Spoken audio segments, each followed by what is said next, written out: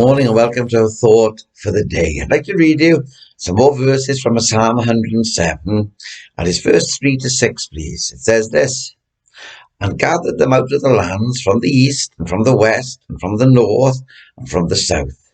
They wandered in the wilderness in a solitary way. They found no city to dwell in. Hungry and thirsty, their soul fainted in them.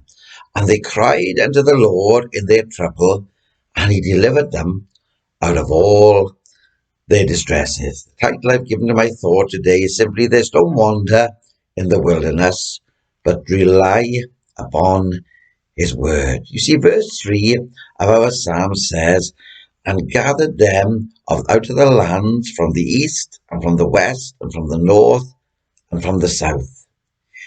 He redeems us and then he gathers us.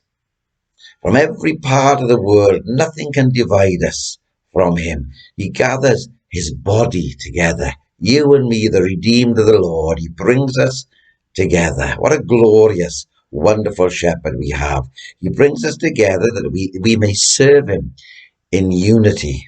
He brings us through countless perils and at last makes us to lay down in green pastures. Surely, friends, there is no shepherd like the good shepherd. I trust he's your shepherd this morning. Verse 4 says they wandered in the wilderness in a solitary way. They found no city to dwell in. It says they wandered. They were in a wilderness. They were alone. They were in a solitary place. Like the sinner who is lost in sin, there was no dwelling place, no travelers for company. They were lonely and under the heat of the sun, and loneliness and weariness will bring stress.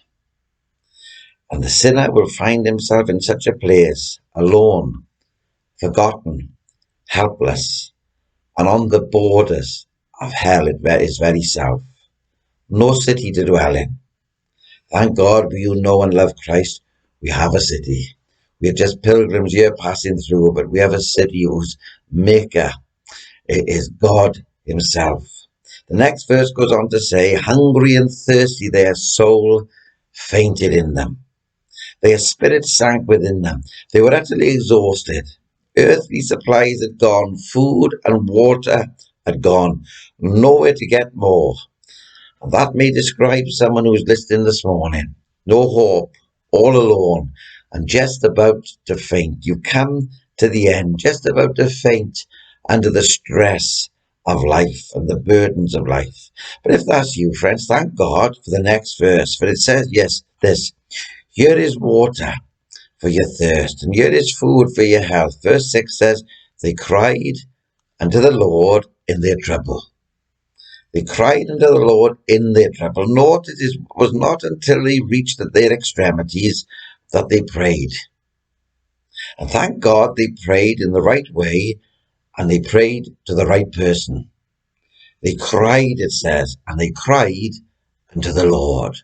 Friends, if you are in need this morning, don't run to anyone else, run to Jesus. Cry unto the Lord, call upon him, and he will be all that you could ever need. There was nothing else they could do. Is that you this morning? Have you come to the end? Then cry unto the Lord, for he hears the sincere prayer. And did you notice what followed that sincere prayer? Did you notice what followed that sincere cry? It was total deliverance. Not a partial, total deliverance. For it says, "And he delivered them out of all their distresses." Isn't that wonderful? There might be someone listening this morning and the burdens seem to have gone on top of each other. The stress seems to too much. Friends, God is able to deliver you not from one, but from all of them. He sets you free from all of them. You see, true prayer will always bring true deliverance. Their cry must have been feeble, for they were faint. And their faith was weak, just as weak as their cry to God. But they were still heard at once by the Almighty God. You see, any delay would have meant their death. But there is no delay when you call upon the Lord in times of trouble. He will deliver you from all your distresses. Or today, that you would call upon the Lord, and he will deliver you. Friends, take that truth, grasp that truth, make it yours, that you will testify to the delivering power of a living God. God bless you, and I look forward to speaking with you again tomorrow morning.